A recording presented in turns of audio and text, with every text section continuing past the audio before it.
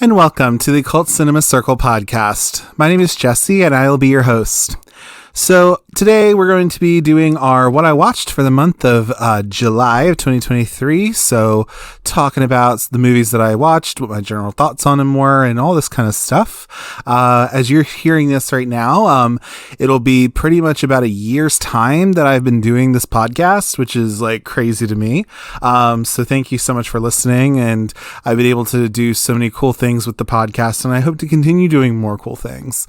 So I'm so happy for your listenership and for anybody who likes the show and you know, couldn't do it without the people who listen and all of that. But let's move on to, you know, what I watched this month though. So for July 1st, I had two movies I watched. I watched Starship Troopers 1997 because I did an episode on it. And so with this movie in particular, the plot of it is it's set in the future. The story follows a young soldier named Johnny Rico, who's played by Casper Van Dien, and his exploits in the mobile infantry. Rico's military career progresses from a recruit to a non-commissioned officer, and finally to an officer against the backdrop of an interstellar war between mankind and an arachnoid species known as the bugs. So I put in my Letterboxd review, would you like to know more? Which is a line from the movie, which I thought was fun. And also this, I said it gave me more grounded The Fifth Element vibes a little bit, but I really enjoyed myself, and I think the satire in this movie works. I say more grounded Fifth Element kind of thing, so it's set in the future, but I do think it kind of has that a little bit, and it's not as crazy as Fifth Element. I personally like that movie a lot, but I know some people don't, but whatever. And I do think the satire of this film works. You know, this is a Paul Verhoeven film, so he's giving us like Basic Instinct and Showgirls and stuff like that, but I think that this movie was very misunderstood when it came out, and people thought it was somehow pro-fascism, when really it's not at all, and it's really kind of poking some sort of fun at it, really, and just how ridiculous it is. But yeah, Starship Troopers is what I watched, and then on top of that, I watched a movie called Graduation Day from 1981. So this movie is about a masked killer who begins murdering students on the school track team after a track runner dies upon completion of a 30-second 200-meter race. So this is an early 80s kind of horror film, cheesy horror film. I gave it a 2.5. I said this movie isn't exactly good, but damn it, cheesy 80s horror films just give me a warmth in my heart. And that is the truth for me. I even if the movie may not be that good, I still tend to enjoy it. And you know, it kind of depends, I guess, but with Graduation Day, I don't think this movie is anything to write home about. I like the kind of main girl we have, who's the sister of the, person who died in the beginning. I won't go too into spoilers, but I did just tell you what the plot was pretty much. But yeah, but this movie, I think it has like some little weird things going for it. Like it has like one of the film, it's not the film debut, but it's like it has Linnea Quigley in it from like, you know, Return to the Living Dead and Sorority Babes and Slimeball Bolorama. She actually replaced a person. There was another person who was on the track team or whatever, who was another girl, but she got fired apparently, and so Linnea Quigley was kind of her replacement. And actually, funny enough, like there's like a error where they kill, spoiler, they kill Linnea Quigley's character in this movie, but they like cut her head off or something, but when they cut the head off or whatever, it's not Linnea Quigley's head, it's the original girl's head, which if you don't know, Linnea Quigley's like a blonde lady, so it kind of didn't help. And even back then she was blonde too, so. But anyway, so Graduation Day, I thought it was kind of fun. I think it was on Tubi is what I watched it on. And Starship Troopers, I think, was on Netflix, actually. So, but yeah, I liked Graduation Day for the cheese that it is. Also, it has a before fame Vanna White, weirdly enough, because she was in this movie. So that was kind of fun. So, I don't know. Yeah, if you want to go watch it, go ahead. The next day, I watched two movies. I watched Euro Trip from 2004 because I was in the mood too. It was on Pluto. Euro Trip, if you don't know, it's kind of in the vein of a American Pie sex comedy type movie, but it's when Scott learns that his longtime cyber buddy from Berlin is a gorgeous young woman. Him and his friends embark on a trip across Europe. So in this movie, it's like the only person of note in it is like Michelle Trachtenberg, really, because she's been in other things now too. The other people in this movie have been in like small things here and there, but haven't really been in a whole lot of like movies since. And then like you have like from Smallville, you have like Christine Kruk plays Scotty's girlfriend who's cheating on him. But anyway, I gave this movie a 3 and I hearted it because it has some nostalgic qualities for me a little bit. It's a little problematic, kind of, sort of, but like overall it's a fun little comedy. It's always fun seeing Michelle Trachtenberg getting work, so I love that for her. The song in this, which is Scotty Doesn't Know, which is a banger. I like that as well. This is so 2004 that it hurts, but this is kind of what people found funny a little bit. It was that irreverent comedy, which again, I can get into, depending. I mean, shit, why not? But again, it doesn't always work all the time. I also said that Scotty is horrible at German, because he kind of is, because the whole point is that he's like, he was in German class because he graduates from high school, and he has this like pen pal who's in Germany, in Berlin, and like he finds out that he thought he was a guy or whatever, and he thought the guy was coming on to him, and gay panic. So then like he finds out it's a girl. Actually, it's a really hot girl, and then that kind of sets apart. That's the catalyst for the rest of the movie, pretty much.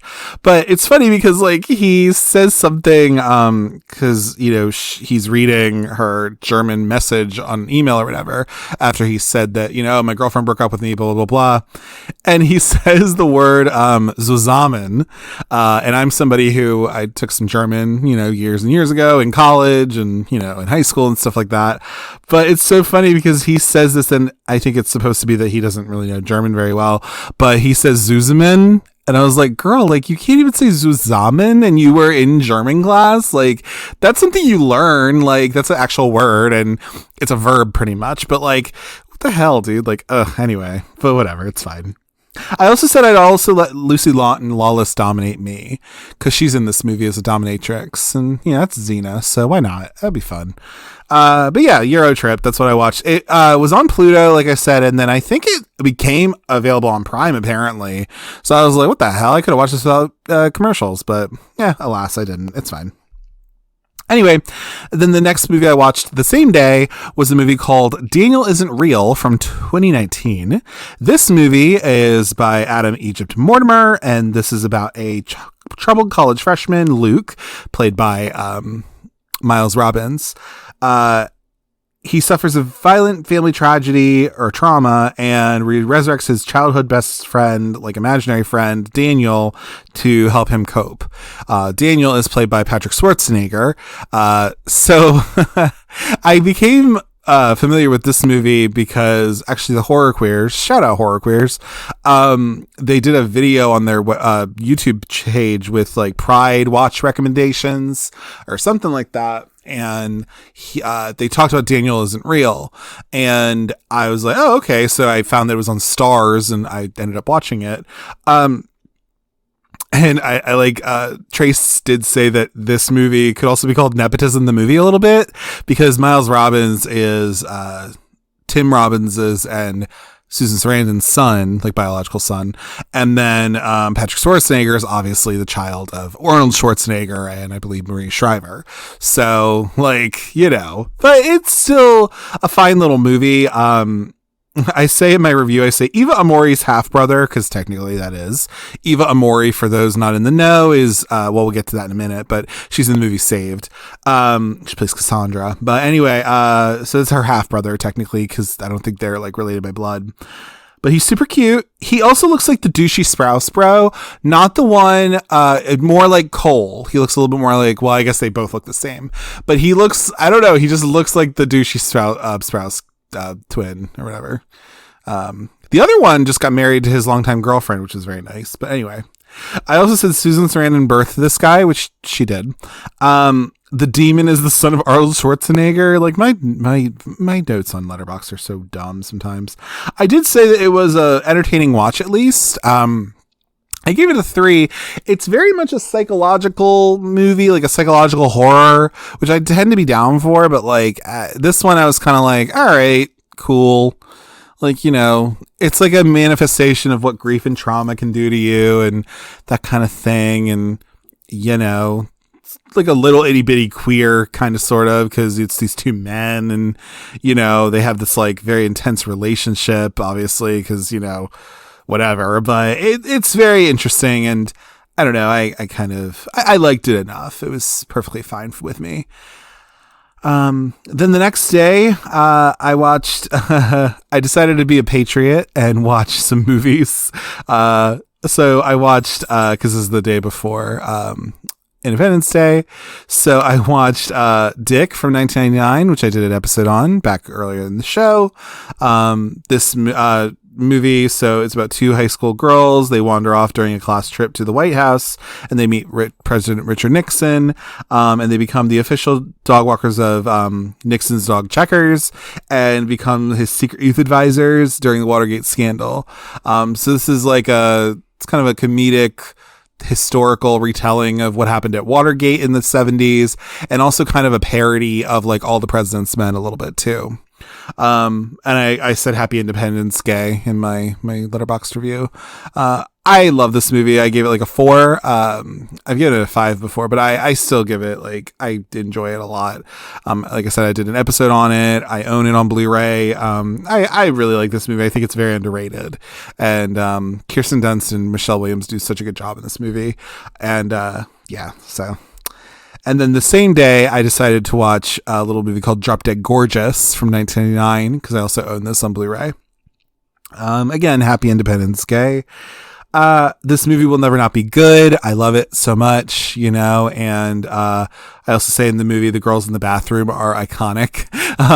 So if you don't know what Drop Dead Gorgeous is, if you've never heard about it, it's small Minnesota town. It's an annual beauty pageant that happens. And pretty much like, there's Gladys Lehman played by Kirstie Alley, who's like kind of it's her and her daughter, played by Denise Richards. They enter the pageant, but then you have the underdog, Amber Atkins, who is Kirsten Dunst in the movie. And like, it's pretty much just following this pageant in this small Minnesota town. And it's kind of like a Christopher Guest movie, if you will, very much a mockumentary. It's like, it's just so fun though. And I love this movie. But what I was saying with the girls in the bathroom, so like there's a camera crew following this whole thing and they go and interview these girls that are in like a school bathroom or whatever. And of course they're like smoking or whatever. And like the one, she's like also pregnant as well. But I love the one girl who's just like, they ask about like, if you're going to be the pageant, or are you going to try out? And the one girl's like, I ain't going to be in no goddamn pageant. I love her. And I like her pregnant friend, because the pregnant friend is actually in the movie Sugar and Spice, which was technically written by the writer of this movie. I love that. But I also love one of her lines where they say something about, like, are you going to go to the parade tomorrow after the whole pageant has happened? And then she says, nah, I think I'm due or something, being fully pregnant. I just thought it was so funny. Anyway, yeah, Drop Dead Gorgeous. Go fucking watch it. It was on HBO. It might still be on there, actually. Or go buy this thing. It's on Blu-ray now. So, I mean, come on, get with the program. Anyway, so then we had 4th of July, which was fun because I get a day off of work, which was nice. So not that I celebrated or anything like that, but I decided to have an Eve-a-thon. And I watched All About Eve from 1950. So yeah. I watched that, and I watched All About Evil, which I'll get to in a minute. But All About Eve, this movie is from 1950, and from the moment she glimpses her idol at the stage door, Eve Harrington, played by Anne Baxter, is determined to take the reins of power away from the great actress Margot Channing, played by Bette Davis. Eve maneuvers her way into Margot's Broadway role, becomes a sensation, and even causes turmoil in the lives of Margot's director boyfriend, her playwright, and his wife. Only the cynical drama critic sees through Eve, admiring her audacity and perfect pattern of deceit. So this movie is a little too long for me. It was like literally 2 hours and 19 minutes. But I enjoyed the twists and turns of the movie, and I could see the influence that this movie has had on other movies.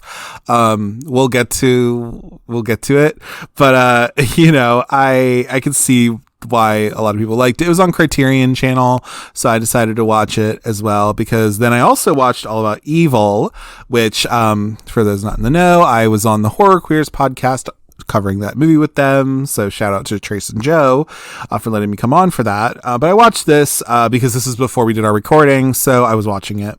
I also watched it again later in the month as well. I think I had it on while we were recording, technically, like kind of with no sound, so that was also another time I watched it, technically. But anyway, so with this, though, I listened to the cast and director commentary. It was super fun, and you could just tell these people really love each other. But All About Evil, for those who don't know, it is about a mousy librarian played by Natasha Lyonne, who inherits her father's beloved but failing old movie house, and in order to save the family business, she discovers her inner serial killer and a legion of rabid gore fans when she starts turning out a series of grisly shorts. What her fans don't realize is that the murders in the movies are all too real. And this was made by Joshua Gradell, who is Peaches Christ, this drag queen in San Francisco. It's on Shudder right now, so you can find it there. There's also a Blu-ray release of it as well, and if you want to, support Severed Films and their release of it. But yeah, I mean, go listen to that episode I did with the Horror Queers on it if you want to hear all about it. But I like this movie. I gave it a 3.5, and I think I ended up giving it a 4 at some point. I just really like this film. I mean, Peaches Christ herself is from Baltimore, from Maryland in particular. So, I love that there's the influence of Herschel Gordon Lewis in there, John Waters in there, all that kind of stuff. So I could get into this, and for those who are interested, I definitely think you can have a fun time with it. So yeah, definitely enjoyed that. So that was my Independence Day. Then a couple days went by, and I ended up watching 2 more films. So I watched Pink Flamingos from 1972. So this movie is a John Waters movie. So notorious Baltimore criminal and underground figure Divine goes up against Connie and Rainbow Marbles, played by David Lochary and Mick Stoll, respectively. A sleazy married couple who make a passionate attempt to humiliate her and seize her tabloid-given title as the filthiest person alive. So this movie is the one where Divine eats dog shit at the end of it. But I said that this is still a heartwarming story about a woman who is just trying to make it in the world and to bring justice. And I still stand by those words. I give it a 3.5 for myself, but I love this movie. I mean, not a spoiler or anything, but I will be covering it soon, so be on the lookout for that. But yeah, I enjoy this movie a lot. Again, John Waters is somebody he's one of my favorite directors, because I just love that he's a Maryland guy and he's from Baltimore, and he shot all of his movies here, and I love it. Like, that's so cool, so and I get into that one too. And we'll talk a little bit more John Waters for some other stuff I watched, but yeah, definitely enjoyed that one. It's not for everybody, obviously, but it's so fun and silly and ridiculous, and I'm into it. And the same day I watched, speaking about earlier, I watched Saved from 2004, which I also did an episode on. This is just a random watch because it was on, I think it was on Prime or something like that, so I decided to watch it. There are some issues with pacing a little bit in this movie, but overall I do enjoy it. This is from Brian Dannelly, and it's about Mary, who's played by Jenna Malone. She's a good Christian girl who goes to a good Christian school, has good Christian friends, good Christian boyfriend, until she finds out that her boyfriend is a gay guy and that she is pregnant, actually. And yeah, it's Mandy Moore's in it, Macaulay Culkin's in it, so many different people, Mary Louise Parker, and yeah, so many, Heather Marazzo, it's amazing, and Eva Amori, of course, too, Susan Sarandon's daughter. But yeah, I mean, I like this movie. I don't own it or anything, but it's been streaming a couple different places, and I did an episode on it, like I said, but I enjoy this movie a lot. I think, it's a fun little movie from the 2000s, a little teen comedy, if you will. I think it got overshadowed by like Mean Girls, for example, but I think there are people who still really like it, and it went a little under the radar.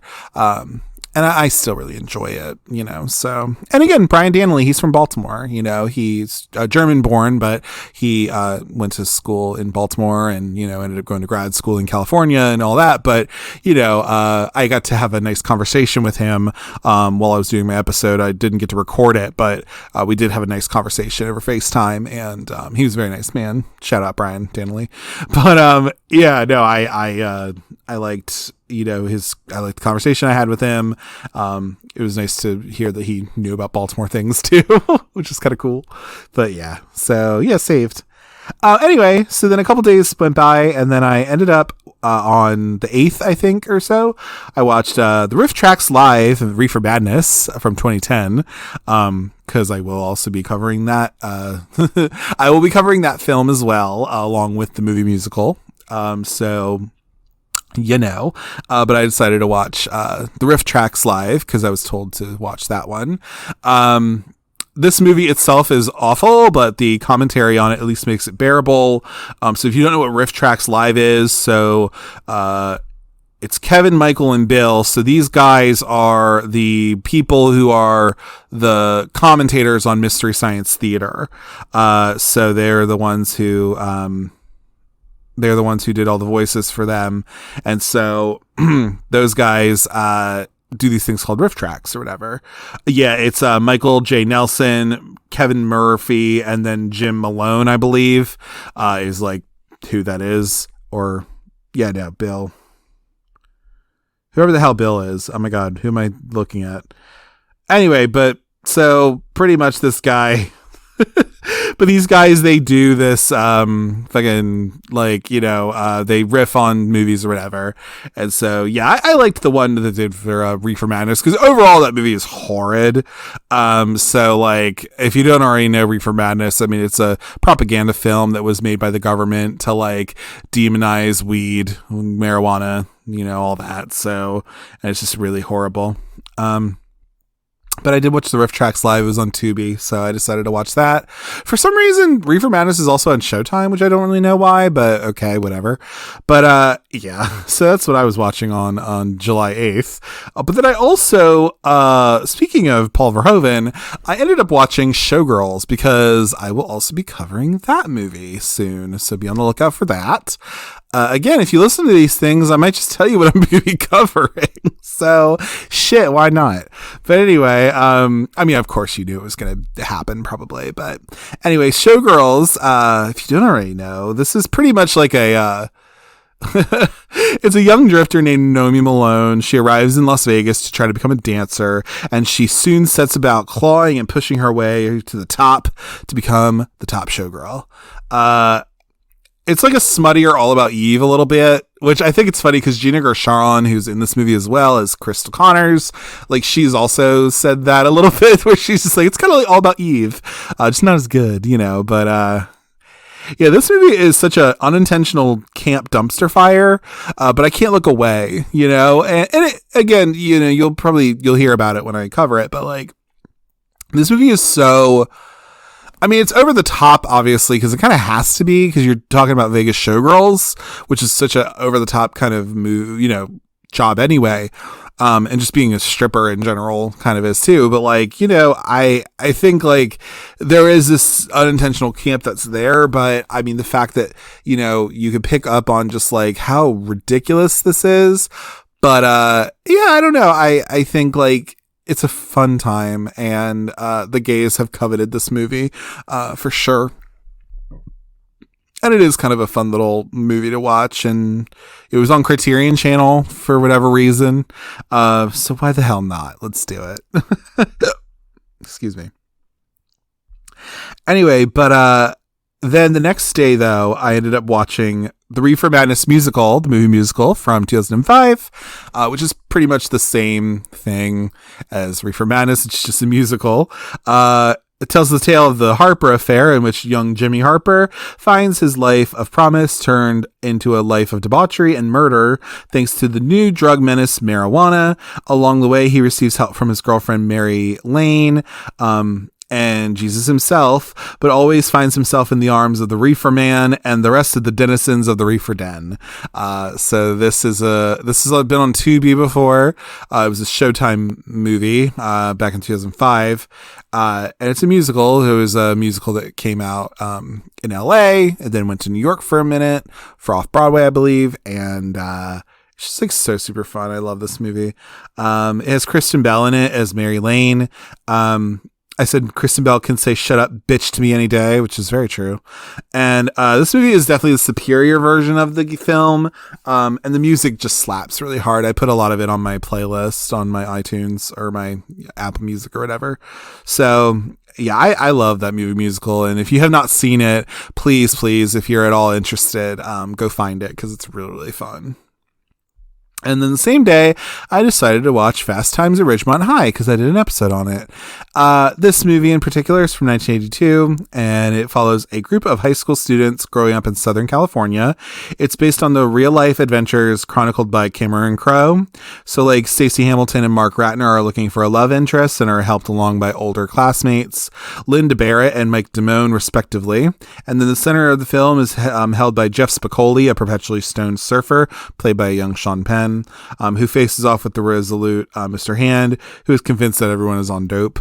But yeah, so like, I just love this movie. I gave it a 5. You know, I enjoy it a lot. I think it's one of the best teen movies out there for me.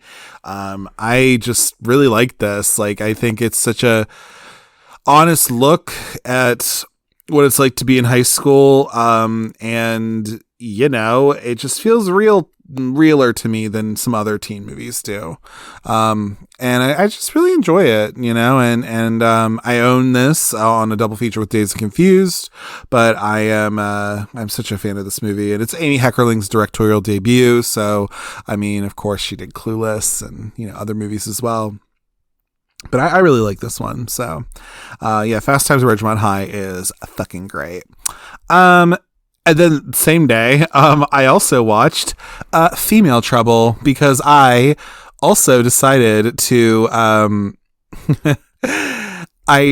don't know what it was. Oh, actually I do. So like, earlier in the month, I decided to treat myself to some, Blu-rays or some movies from John Waters. And so I already owned Pink Flamingos for the Criterion collection one, but I decided to get Female Trouble, like I said, but I also got 2 other ones as well. I actually got a couple other ones. But yeah. And I'll talk about those in a little bit. But anyway, yeah. But Female Trouble is what I watched next, though. It's from 1974. I said everything about this is wonderful. So if you don't know what Female Trouble is, it's the movie that came after Pink Flamingos.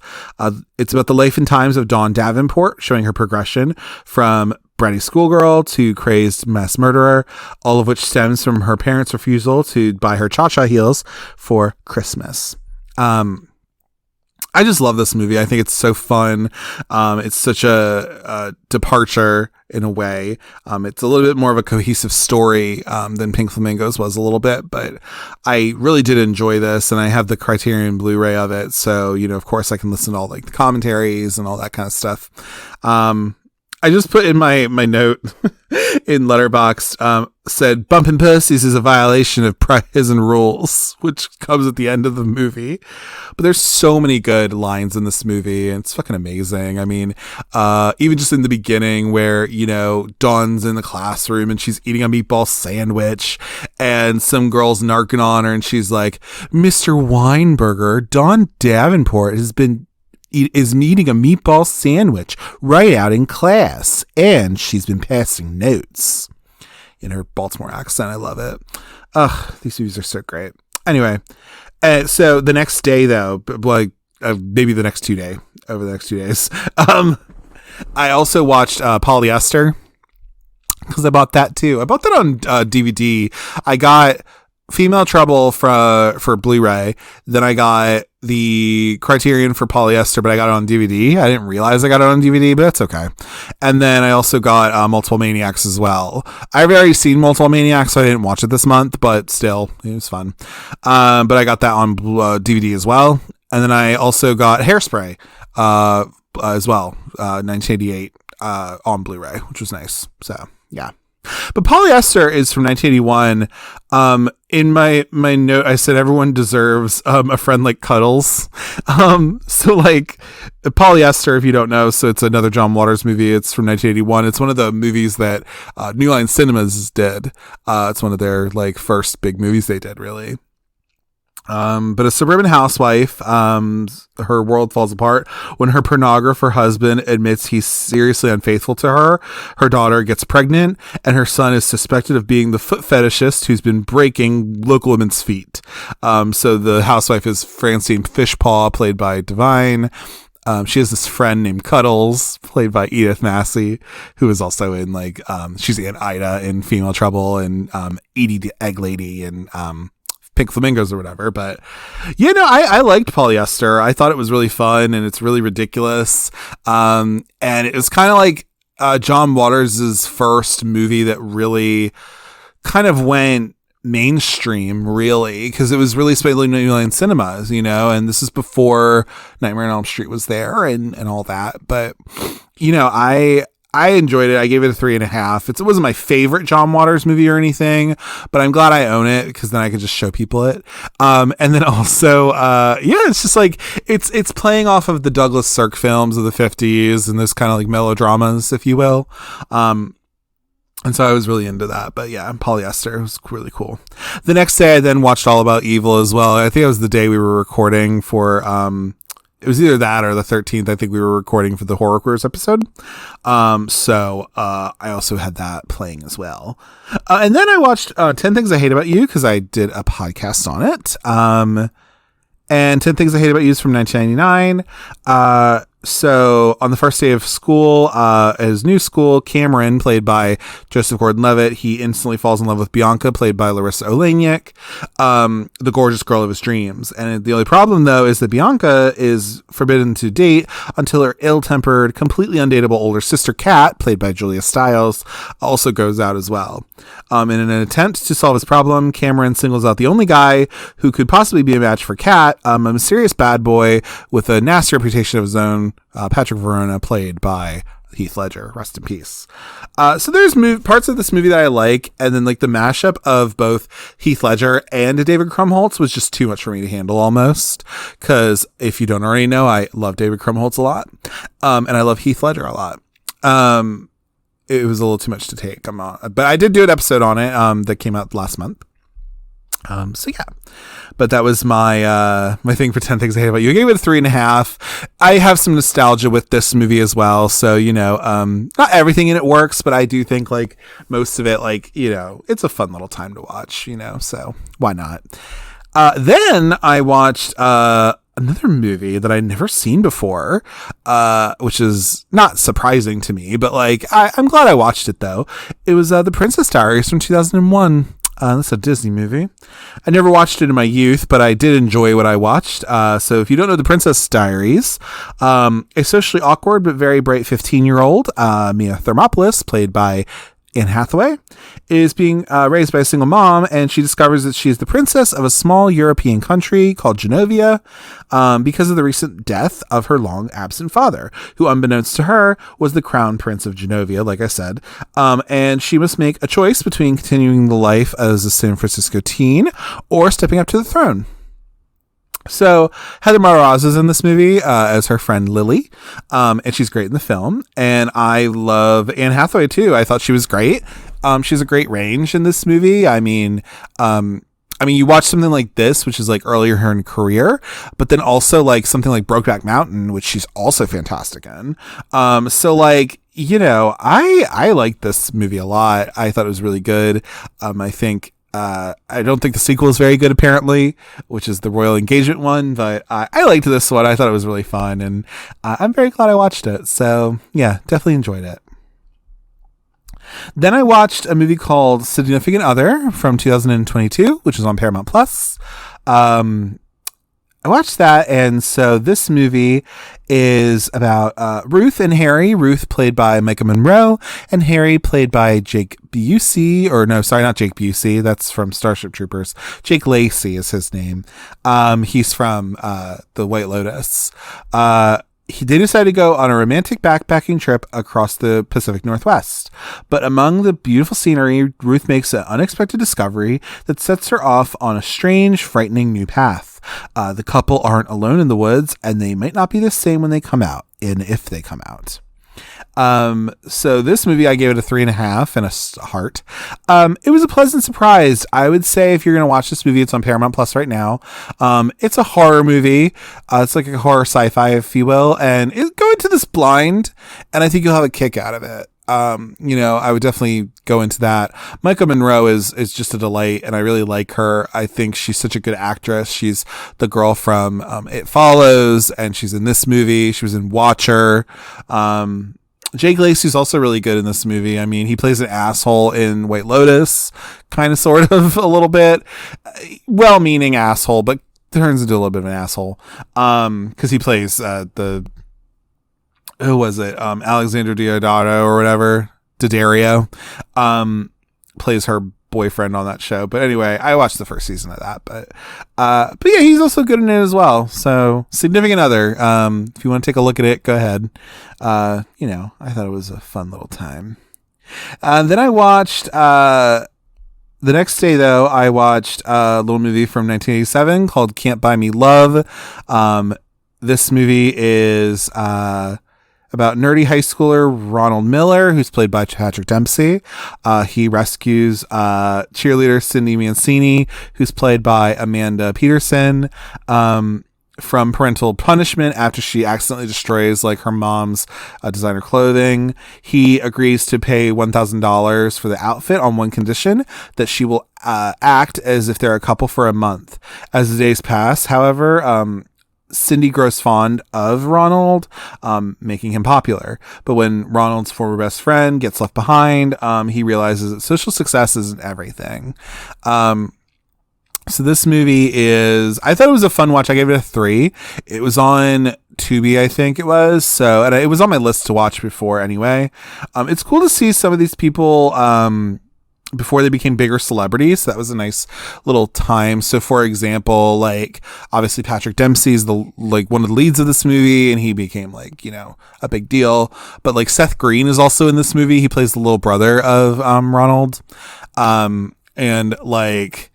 It was random shit. Courtney Gaines is in this movie. Courtney Gaines, for those who don't know, is Malachi in Children of the Corn. And I also have a huge crush on him too. Young him, and then also I still think he looks good. He's not gay or anything, but I liked him in this movie. And anyway, so it was that, and just just random shit. And then this also got a remake in the 2000s called Love Don't Cost a Thing with Christina Milian and Nick Cannon, which was written and directed actually by Troy Byer, who did Baps. She literally worked, I think, with the guy who wrote this to pretty much update it, and also kind of do a reversal of races. This is a very white movie, and then they turned Love Don't Cost a Thing into with 2 black leads, which is always a little fun. I put them on the similar kind of playing field a little bit, because I didn't hate Love Don't Cost a Thing. I think it's on the same level for this, for me, a little bit. It's the teenage bet kind of a thing, or the teenage, I have something over you, so we're going to do this for you, me, or whatever. I don't know. But yeah, Can't Buy Me Love is what I watched next. Then I watched Hellraiser from 1987, because I had the distinct idea that I wanted to watch all the Hellraiser movies, and I might still do that, but that was a little bit of a failed plan. But I will still get around to it, though, because a lot of them are on HBO right now. Some of the later ones, the first 2 are on Shudder. The third one, I think you can. The third one, I think, is actually on HBO. I think everything else is either on HBO or Tubi. You can find pretty easily. But Hellraiser is a beautifully horrific film, and Clive Barker is such a visionary and wonderful. If you don't know what Hellraiser is about, it's a Clive Barker story. It's an unfaithful wife played by Claire Higgins encounters the zombie of her dead lover, Frank, where it's the brother of her husband, really, while demonic Cenobites are pursuing him after he's escaped their sadomasochistic underworld. So this is Pinhead, our girl Pinhead.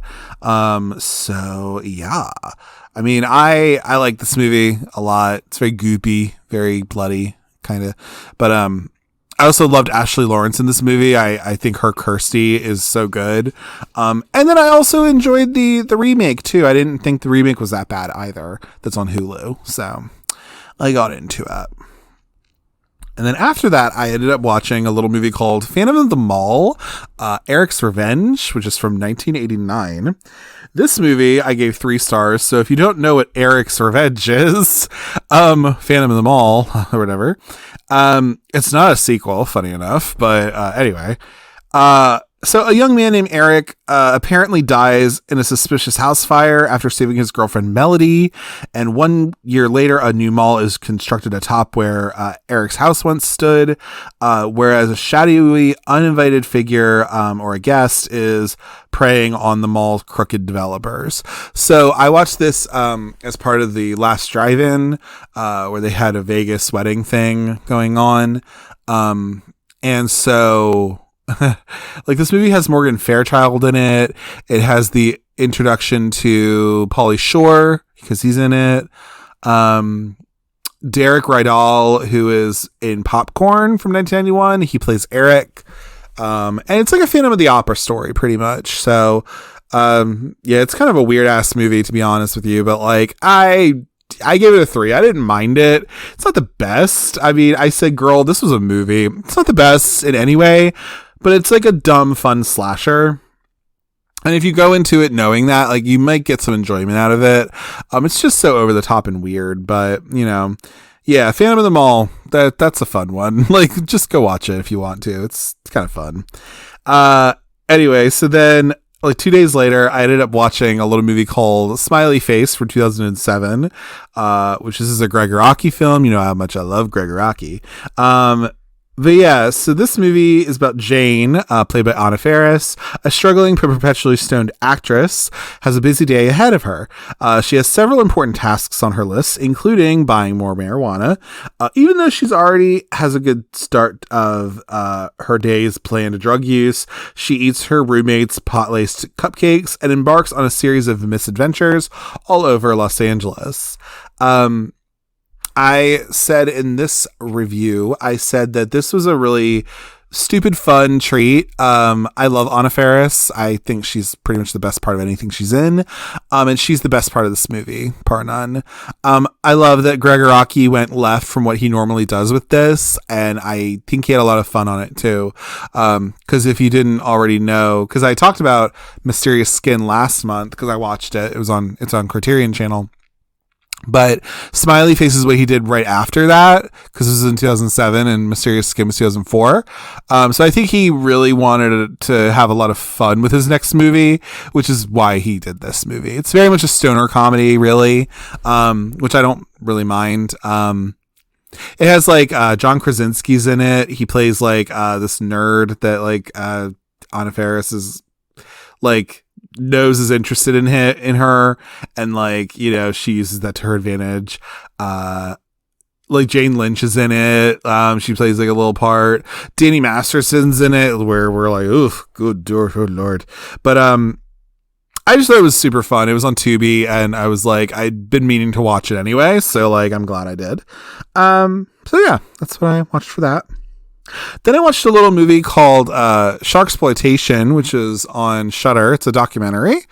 It came out this year. And this is the ultimate deep dive into the world of shark cinema. So filmmakers, critics, scholars, and conservationists explore the weird, wild, and cinematic legacy of sharks on film, and also audiences' undying fascination with these misunderstood creatures. So I said in my review, they could have used more talk about the beauty that is Santa Jaws, but it is a fun little documentary. It's just a documentary that's talking about shark movies, how they kind of came to be, some of the mythology behind just the shark in general, in our history. And yeah, I mean, of course we talk about Jaws a whole lot, but then talking about like some of the ripoffs of Jaws that happened, and then some of the other movies that came about, that are focused on sharks. And then of course something like The Meg is talked about a little bit, 48 Meters Down, things like that, yeah. So if you're a shark movie girl, then why not check this one out? It's on Shudder. So if you have AMC Plus, you can probably watch it too. But yeah. So I didn't really give it a rating or anything, but yeah, it was a fun little watch. Then I watched, cause I have been meaning to watch all of the Child's Play movies. I've been putting this one off, but I watched Child's Play 3 from 1991. So now I just have, Curse and Cult of Chucky to watch, and I'll finish the series.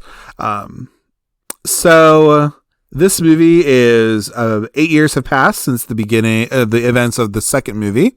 And Chucky has been resurrected once again, and he seeks revenge on Andy, who is his former owner, who's now a teenager who is enrolled in military school. With this movie, I gave it 2.5 stars. I said it took me about 3 times to finish this movie. It's a weak entry in the series for me. I didn't care for it a whole lot. Justin Whalen, I think, I don't think he was that good as Andy, to be honest. And, I didn't care at some point. I was just like, okay, whatever. I don't know what Curse and Cult will be like. I have no idea yet, but hopefully it'll be better than this movie, because I didn't really care for it a whole lot. Then the next movie I watched the same day was a movie called The Den from 2013. This is about a young woman who is studying the habits of webcam chat users from the apparent safety of her apartment. And she witnesses a brutal murder online, and she is quickly immersed in a nightmare in which she and her loved ones are targeted for the same grisly fate as the first victim. And this movie is on Tubi, I think, but it was also on Prime at some point, which is how I found it and how I watched it. So I didn't have commercials, which was nice. But I like this movie. I gave it a 3.5. I said, girl, this movie is crazy. I was glued to my screen watching it. It was really good use of screen life. So the way this movie is similar to something like Unfriended, which I haven't really seen, but it follows the similar kind of thing where it's a girl who is on her laptop who's using this kind of like Omegle chat roulette sort of thing. And she's doing this research for her graduate program. And yeah, it's fucking crazy, dude, but it was good. I liked it. So I'm glad I watched it for sure. And, I would recommend anybody who want to watch it, I guess, go ahead and do so. But yeah. Then I watched a little movie called Dirty Dancing from 1987, because I will also plan to be covering that as well. So I had not watched this before. It was very known in my my youth, if anything. My mom likes this movie, and my sister loves this movie. But I was tangentially aware of it, but I had never really watched it all the way through, and it was on Canadian Netflix, so I thought, why not watch it there? If you don't know what Dirty Dancing is about, so expecting the usual tedium that accompanies a summer in the Catskills with her family, 17-year-old Frances, or Baby, Hausman, is surprised to find herself stepping into the shoes of a professional hoofer, and unexpectedly falling in love. The hoofer is played by Johnny Rico, not Johnny Rico, oh my god, Johnny Castle, who's played by Patrick Swayze. Yeah, I gave this a 4 and I put a heart on it. Jennifer Grey is really compelling in this movie. I thought she did a great job as Baby. And she did so good. And Patrick Swayze will never not be hot in this movie. I mean, rest in peace, because I love him. I'll also talk about another Patrick Swayze movie I watched as well. But yeah, I really liked it. And I also said I wanted to go to Virginia, which again, I'm in Maryland, so I can get there pretty easily. But I want to visit this big ass lodge that they filmed at because it looks beautiful. But yeah, no, Dirty Dancing is a really good, it's a good little movie. Like, you got like, got some mature themes in there a little bit, and like the soundtrack's really good on it. Like I enjoyed it. And again, I'll be covering it soon, so be on the lookout for that. But, I'm very glad I watched it. And, I would maybe even add it to my collection. I would probably own this somewhere. Why not? So then a couple days passed because I was tired. But then I ended up watching a little movie because it was on Paramount Plus and it was going to go off there soon. So I decided to watch it. I watched a little movie called Sunset Boulevard from 1950. I just said in my note, I said, I'm ready for my close-up, Mr. DeMille, which is where this line comes from. Sunset Boulevard, for those who don't know what it's about a hack screenwriter played by William Holden. And he writes a screenplay for a former silent film star played by Gloria Swanson, who has faded into Hollywood obscurity. This movie is not the same as like All About Eve necessarily, although I think they were, dueling at the Oscars the year it came out, because they came out the same year. But, I thought Sunset Boulevard, I enjoyed it. I gave it a 3.5 for me. Like, again, it wasn't as long as All About Eve, which was nice, but like, I only have so much for like an older movie, if you will. Like, I can get into some of them, but like not everyone hits for me. This one was really, it got dark and it was a little twisted, which I enjoyed, and it was nice, but, a little bit different from All About Eve, but like, I liked this one though. I thought like the chick who played like, Nancy Olsen, Betty Schaefer, I thought she was really good. I thought Gloria Swanson was really good. Like, I mean, it's a classic for a reason. So like, I'm glad I watched it, and I'm glad I have it. I need to watch more like old movies, I guess. So, I should try to maybe watch some of those, if anything, why not? In the middle too of this, because the next movie I watched after that was a little movie called Election from 1999. And this was because, the Criterion, collection went on sale, at Barnes & Noble. If you don't already know, Barnes & Noble, Barnes & Noble does this 50% off sale for Criterion, collection, like Blu-rays and DVDs and stuff like that. And so that was this month. And so I decided to, take advantage of that. So I got Election. I ended up getting that. Another movie that I'm going to mention here as well, which I'll talk about. And then I got, both of the movies in the Valley of the Dolls, universe. So Valley of the Dolls and Beyond the Valley of the Dolls, because I would like to cover those in the future. So yeah, but I got that. But yeah, so I got Election from 1999. I bought the Blu-ray of this for Criterion, so of course I had to pop it on. If you don't know what Election's about, it's a high school teacher played by Matthew Broderick. His personal life becomes complicated as he works with a student, or works with the students during a school election. That's saying the least of it, but this has Matthew Broderick. It has Reese Witherspoon, an unknown Chris Klein at the time. So good. I love this movie. It's at 4 for me. And I'm badgering my sister to like watch it, for example, and like my mom, I want her to watch it kind of too. But like, it's a fun film. I think like it was an MTV movie, so like, I want to cover it on the show at some time too, because like I do like this movie a lot. I just think it's like there's no clear villain in this movie, I don't think, because we could look at, but nobody's a clear hero either. Like, and like you're kind of supposed to hate Tracy Flick, but like, played by Reese Witherspoon, but like also you kind of feel for her a little bit too. So I don't know. I really liked it. So I would recommend it if you're into that kind of a thing.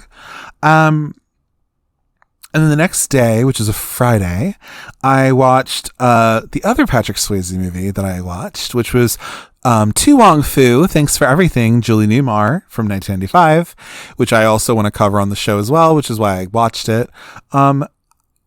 bitch, let me tell you something. I found this for like $4.99 on Amazon. I kind of want to get it on DVD. Scream Factory did do a Blu-ray of this movie, but I kind of want to get it for the cheap. I said this movie will never not be good for me.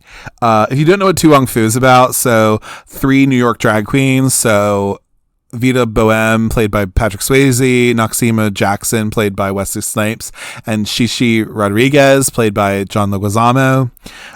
They are on their way to Hollywood for a beauty pageant. They get stranded in a small Midwestern town for a weekend when their car breaks down. And while waiting for parts from their Cadillac convertible, the trio show the local homophobic rednecks that appearing different doesn't mean that they don't have humanity in common. And I love this movie. It has Stockard Channing in it. It has Jason London in it, I think. I think it's the one London twin. I mean, those 3 men in drag, obviously. Sean Penn's brother, Chris Penn, who's since passed away. But yeah, I mean, like, it has, like, it's a gay classic for me. I mean, of course, like, I like Priscilla, Queen of the Desert, just a little bit more than this, but I do like To Wong Foo a lot, though. And it's just so silly and wonderful. It was Amblin Entertainment, so, like, Steven Spielberg, like, technically is kind of involved with it a little bit, because Amblin. So I was like, what the hell? Why not? And then on the weekend, I decided, so this is a Saturday, I watched like 3 different movies. So the first movie I watched was a little movie called Stripes from 1981. This is a Bill Murray movie. So John Winger, who is Bill Murray, he's an indulgent sad sack in his 30s. He impulsively joins the U.S. Army after losing his job, his girlfriend, and his apartment. This also has Harold Ramis from Ghostbusters. It has PJ Souls from Halloween and Carrie, Sean Young from Blade Runner, John Candy's in it, like Judge Reinhold's there, like a lot of that. So for me, I did not like this movie a whole lot. It was a 1.5 star for me. I said the best part was them singing Do Wah Diddy while they're marching, which is kind of the known thing in this movie, is that they're marching in unison and to the kind of rhythm that they have while marching. These two, John and his friend, end up singing Do Wah Diddy by Wilman Mann or whatever, Wilfred Mann, whatever, whoever sang that song. Yeah, but like that's like the funniest thing that is in this movie. I didn't think this movie was very funny. It's supposed to be a comedy. And I didn't like it. I haven't seen many of Bill Murray's movies, honestly. So like, I don't know, but this one was not for me. So I would skip it. It was on Tubi, so I decided to watch it, but I wouldn't watch it again. I didn't really care for it. Then I decided to stay on my Alexander Payne, moment, and I decided to watch Citizen Ruth from 1996. So this is actually, Alexander Payne's the guy who did Election, but before that he did this movie, Citizen Ruth. It's about the story of Ruth Stoops, who is Laura Dern in this movie, a woman who nobody ever noticed until she got pregnant. Now everyone wants a piece of her. The film is about a comedy about one woman caught in the ultimate tug of war, a clash of wild, noisy, ridiculous people that rapidly dissolve into a media circus. So that's burying the lead a little bit, because this movie is about Laura Dern playing Ruth, who is a drug addict, and she is kind of an unfit mother, pretty much, and she gets pregnant, like it says, obviously, and it's pretty much talking about abortion. Sorry about the dog, but it's talking about abortion, and it's kind of taking the piss out of both sides, honestly. And yeah, I really enjoyed it. I gave it a 4 from myself. Great debut from Alexander Payne. It has the same DNA as Election. It's not, this is a little bit more in your face than Election is, but Election is a little bit more, I don't know if it palatable. It kind of is, but but I did enjoy it a lot. So that's why I liked this movie. And who knows, I might like his other movies too. Maybe I'm an Alexander Payne kind of girl. Weirdly enough too, I also think this had a bit of a John Waters flavor to it. Like kind of like Serial Mom a little bit. Like it's not as, over the top as one of those movies, but goddamn, like it has a similar flavor to it though. Like it just, to me, it did. Like it was like that, or like not like, it's not as campy or like over the top as But I'm a Cheerleader, but like, I don't know, like it's poking fun at both sides of the abortion, argument of pro-life and pro-choice. So like, I just loved it. And I thought Laura Dern did such a good job too. I mean, of course we love her from Jurassic Park and all of that, but I thought she did such a good job with this role as well. I really liked it. So, it was on Showtime, so I decided to watch it. I don't think it's on there anymore, but yeah, I enjoyed myself with Citizen Ruth. Brace yourself if you watch it, because it's kind of hard to watch. It's sad partly, but then also, I don't know, it's like really, it's really good. And the same day I also watched View from the Top, which was also on Showtime, which is from 2003, which is a Gwyneth Paltrow movie. No one thought Donna would go very far, but when she sets her sights on becoming a world first-class international flight attendant, Donna throws caution to the wind and takes off in pursuit of her dreams. The ride is anything but smooth, however, and Donna's laugh-packed journey of a lifetime is rocked by more turbulence than she bargained for. So I said, why is Christina Applegate so amazing in this movie? Because she is. She plays one of Donna Jensen's friends in this, which is Gwyneth Paltrow. But then I also questioned, why is Stacey Dash here? Because she's one of the other kind of flight attendant students. Love you in Clueless, girl, but your politics are bullshit. But and also these fashions are fire for this movie as well. But I gave this like a 3 at first. I think I then put it down to a 2.5. But I will say, I mean, this movie is so stupid. It's dumb, honestly. But like, it is kind of like, dude, I don't even know. I don't know how to explain View from the Top. Gwyneth Paltrow also descends this movie as well. But I think this movie is just like so weird. The outfits are fire though. I will give them that, but it is just a weird ass movie. So I don't know. Go into it knowing that, I guess. It's not very good to me. It has Mark Ruffalo in it too, so that's fun.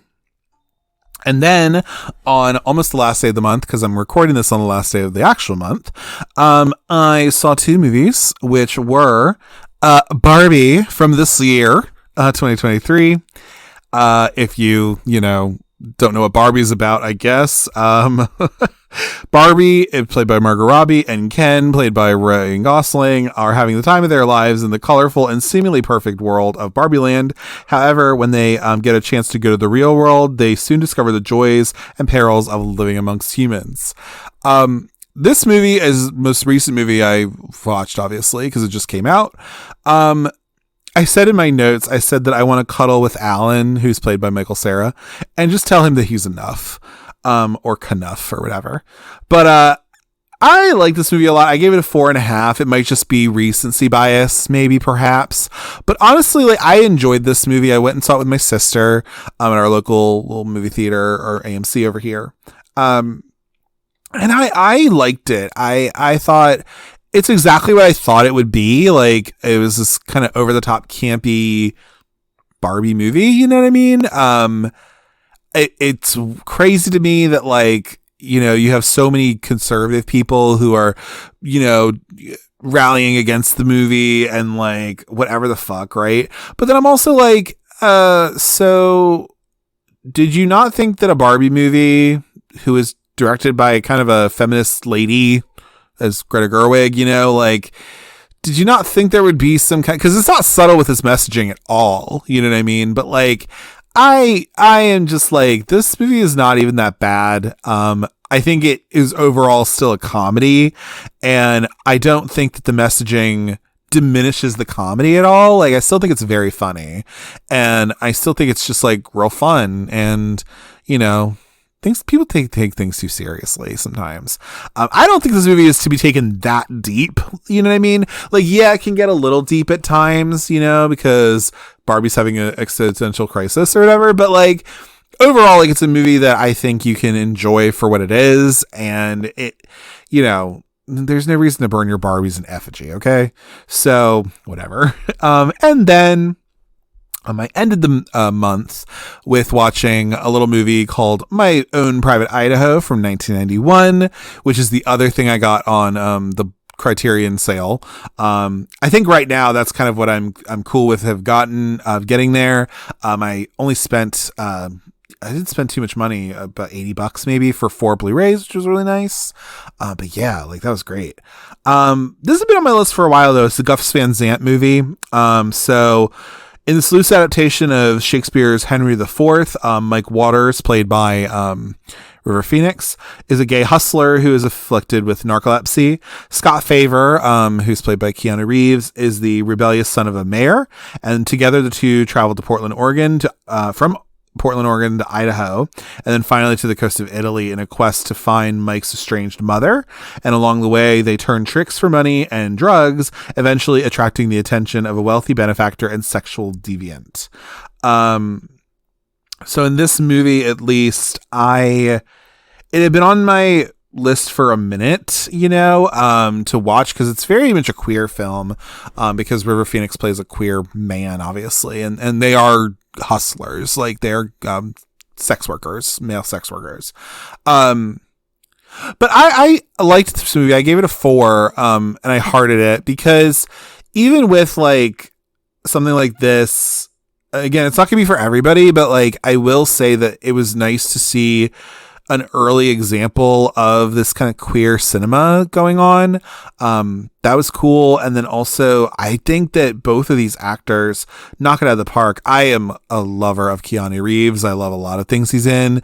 He will always be, you know, Theodore Logan to me. But like, I thought he also did really good. I fucking hate him in this movie. Which I think you're supposed to, but I also loved River Phoenix in this movie. I mean, that boy did so good in Stand By Me, and then I think he did so good in this movie too. And it's such a shame that, you know, we lost him at a young age because of drugs and all that. And we get to live, you know, we get to see Joaquin Phoenix, of course, but yeah, I thought this movie was really fun, and it was good. It was worth a watch for me. And I think any queer person, I think it's worth a watch, you know, who wants to see kind of a gay themed film. Definitely would say worth a shot. But yeah, everybody, that is what I watched in the month of July. And I didn't really get around to watching any kind of, whole lot of TV. I don't think I didn't get to watch Buffy, unfortunately. I was a little busy watching some other things as well. Mostly, what the fuck was I watching? I got into something where I was watching a particular type of show. What was that? Oh my god. I can't even remember now, but I was like binging on this one type of show that I was watching. It wasn't anyway, it's not important, but yeah, no, I was just fascinated. I was like, oh my god. Oh, I know what I watched. I kind of remember what it was. I watched a little bit of Heartstopper. I did finish that, thank God, because that took a minute for me to, like, you know, actually go back and finish, because the second season is going to come out. And then also I was started and then finished up on What We Do in the Shadows as well, which is on FX. So I did watch those and all of that. Yeah. So I think those are like the big things, you know. Those are like the big, huge ones that I was watching. And then just watching some other stupid shit, you know, on YouTube or whatever the hell I was doing. But yeah, no, so that's what I did. Again, you know, I'll find some time I still need to find some time to watch Buffy at some point. I really do. But, you know, I'll get around to it, I guess. You know, there's gotta be, you know, you can only do so much, right? So, but anyway, though. But if you liked what you heard, you know, please, you know, listen to any of the other episodes I have in my back catalog. And I'll talk talk to you next month when I talk about what I watched for August. But thank you all so much, and I hope you have a great rest of your day. I hope you had a great July, and I also hope you have a great August, and talk to you then. Take care. Bye-bye.